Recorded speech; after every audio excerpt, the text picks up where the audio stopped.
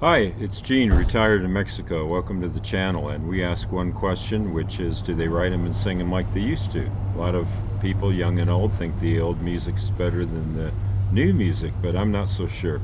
So today we're going to check out Andy Shauf, and he's from Saskatchewan, Canada. And he started as a Christian singer, songwriter, and then he went mainstream. And I've been reading a lot of things about him, so I just checked into the lyrics. Tells a little story about two characters. Doesn't seem special, but maybe the performance will bring the lyrics to light. So let's go ahead and hit this up. It's a beautiful day out here. I'm going to light up this. Look at the shape on this cigar. It's very interesting, narrow at one end and thick at the other. And going to have that with a sangria iced tea, which is pretty cool. So it's just a beautiful day, a little warm, and this guy's making a lot of people's lists, and I want to know why. I want to know why people like him. So this is a performance on KEXP of Neon Skyline, and I'm gonna do the lyrics right above the video so that you can read along. All right, welcome to the channel.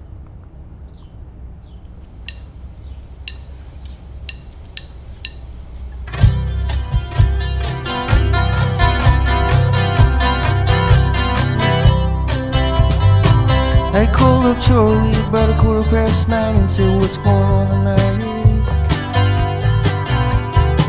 He said no plans, but I wouldn't mind holding a lighter tonight. So right away I'm going to remark on this. There's some good chords, but what I notice is he does something that singers like Joni Mitchell would do, which is cram a lot of words into a line. In fact, let's start this over because the meter on this is so unusual. I mean, most people, they sing sort of a syllable per beat, and he's not doing that here. He's cramming as many words as he can into the song. So let's go ahead and start this over again. See if you can hear what I'm saying.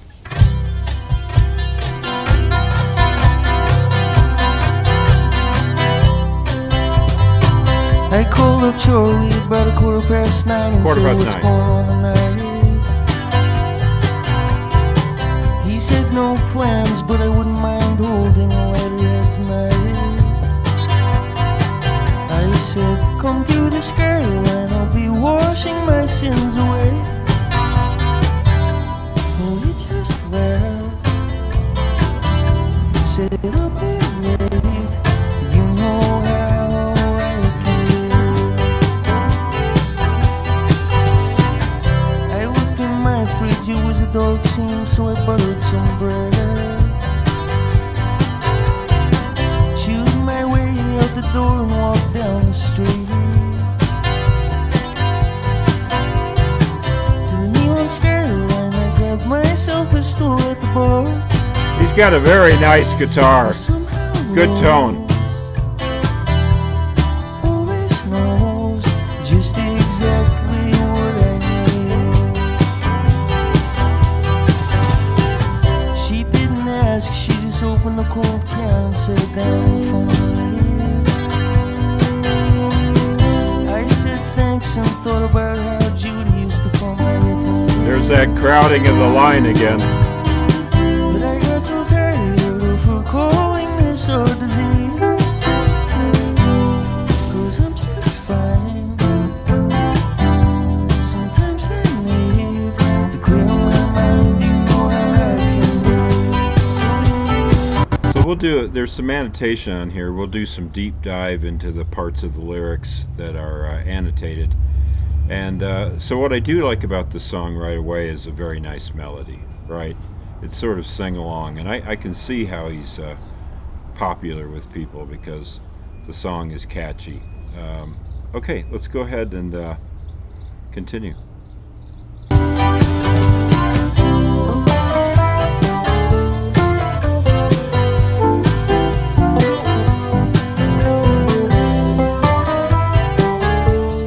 Keyboard and guitar doing a solo together.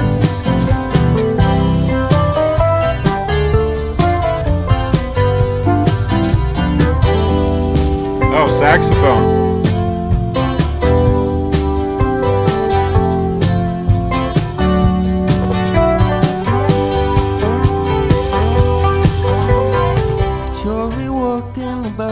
10, and I said, greetings, old man. He hung his coat on the wall and took the stool next to mine. He asked Rose for one glass of Merlot and she laughed. Oh, I'm just fine.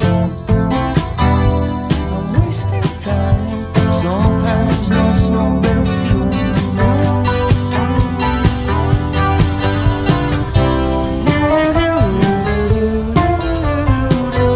It's got a nice tone on that guitar too, the electric. Oh, he's kind of scatting along with the guitar.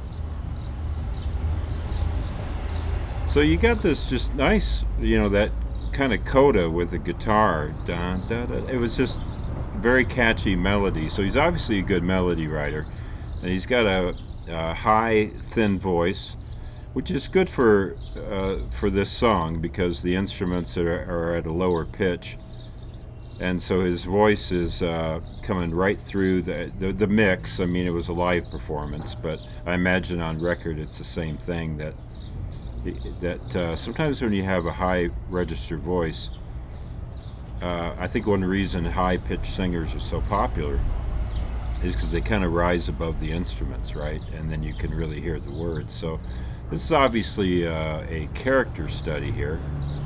So let's go ahead and dive into these lyrics. I've talked before about songs that give me images, and this one definitely does, right? So you can picture all of this. And he's talking about the neon skyline, so he must be in a big city. I don't know if Saskatchewan has a neon skyline, but I'm thinking probably not. You're thinking, I mean, obviously Vegas is. I've flown over, if you've ever flown over Vegas, you can see the light from miles away. It's the most light I've ever seen per capita in my life is Las Vegas. Kind of shocking, actually. It's so much light. You're like, wow, to live there would be to never see the stars, right? Except on the sidewalk. Okay. So let's go ahead and dive into this a little bit. So in the first sentence, he calls up Charlie at 9:15. So the detail, right away, you got detail in this song. And no plans, but I wouldn't mind holding a lighter head tonight. And I'm not sure what that means. I don't know if that, you guys have to tell me. Maybe that means lighting up a pipe or something. I don't really know. I said, come to the skyline. I'll be washing my sins away. Now, I like that line a lot because you don't think of the city as a place to wash your sins away, right? You think of it as Sin City. So he's got a nice contrast there. And his friend says, I'll be late. You know how I can be. Now, I'm retired in Mexico, and people are late all the time here, so it's just part of the culture. I kind of relate to that line. I looked in the bridge. It was a dark scene, so I buttered some bread. Let's see what the annotation says here. When you're going through a breakup relying on alcohol to cope, people forget to do basic things like buy food and look after yourself. So I'm not sure how they got that annotation out of that line, but I do like the interpretation, and I think it's valid. I couldn't pull that out of that lyric, but so I guess because he's calling his buddy Charlie, that's what he's doing instead of hanging out with his girl, because he doesn't have a girl. So see, I do like songs like this where you have to read between the lines. It's not all spelled out for you, right? So he chewed on that bread out the door, walked down the street to the neon skyline, grabbed myself a stool at the bar. So he's maybe going to nurse his wounds, right? Oh, somehow Rose always knows just exactly what I need. She didn't ask, she just opened a cold can set down in front of me. So she's the barmaid or bartender. I guess we say bartender now. Sorry about that. Oops. Okay. I think I showed my age there just for a second, didn't I? Sorry about that. I said thanks and thought about how Judy used to come here with me. So now we know who the ex is. This is the first time we're introduced to Judy, the ex-girlfriend of the unnamed protagonist who plays a central role in the overarching narrative told throughout the album. But I got so tired of her calling this our disease because I'm just fine. Okay, is that denial? Sometimes I need to clear my mind. You know how that can be. So alcoholism is classified as an illness. And well, now you know what they're doing here. They're switching the words disease and illness, and I'm going to call them out on this annotator on this. A disease is something that progresses, meaning it gets worse over time. An illness is not necessarily going to get worse over time. So I think substituting the word illness for disease is actually a bit of a mistake in the annotator. Our narrator does not see themselves as a bona fide alcoholic, just a person who needs a drink once in a while. Well, that's pretty classic, right? They believe their partner was being over dramatic about it, and maybe she was. It does seem that after their breakup, they enjoy washing their sins away a fair bit. Later in the album, Judy even knows where to find them getting a drink at the Skyline. Oh, okay, so the Neon Skyline is the name of a bar. So that changes my interpretation a little bit. It could be in his hometown of Saskatchewan, then, right? So, washing your sins away. See, this is great because this song is developing more meaning as I go through it. It didn't look like much on first perusal, but I love songs where you get added depth as you study and go through. Um, yeah, sometimes I just need to clear my mind. So he's not saying I am or I am not an alcoholic. He's putting in this duality of something. Some his girlfriend thinks his ex-girlfriend thinks he thinks he's not, and we as listener to the song don't know. We just don't know. And in the not knowing, you have a much more interesting song than if it was spelled out, right?